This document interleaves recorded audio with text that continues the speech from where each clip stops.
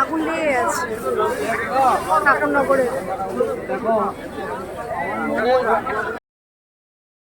আগে লেগেছিল, এখন ফায়ার ব্রিগেডের লোকজন আছে, আগুনটা অনেকটাই কন্ট্রোলে আছে, নেমে গেছে।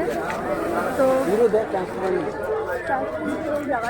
একদম আগুন টাগুন ধরে গেছে। আজ 16ই এপ্রিল দুপুর 11:20 নাগাদ ঠাকুরনগর স্টেশন সংলগ্ন 3টি দোকানে হঠাৎ করেই আগুন লেগে যায়।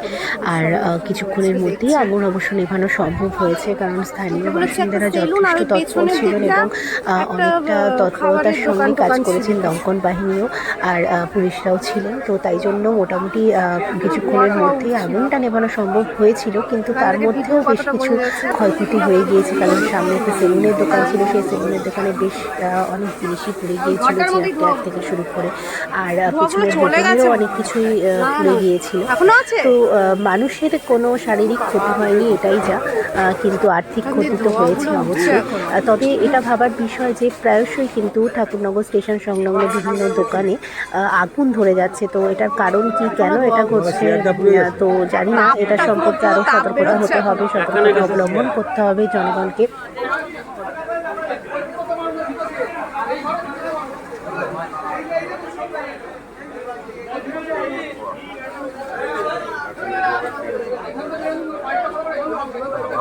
পুরো ধোয়া আসছে, ওই জায়গাটায় মনে হয় রয়েছে এখন।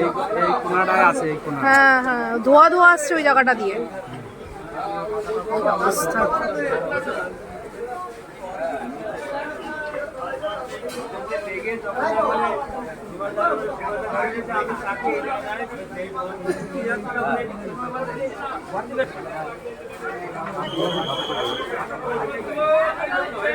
দেখুন, ধোয়া উঠছে এখন।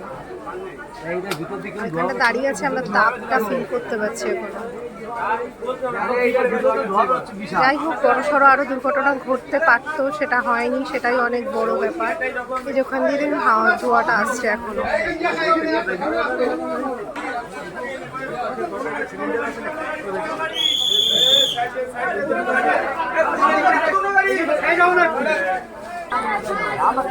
কাস্টমার তো 300 মাল আপনার বাড়ি ভাতা মানে লাগিয়ে দেবেন আমি পানি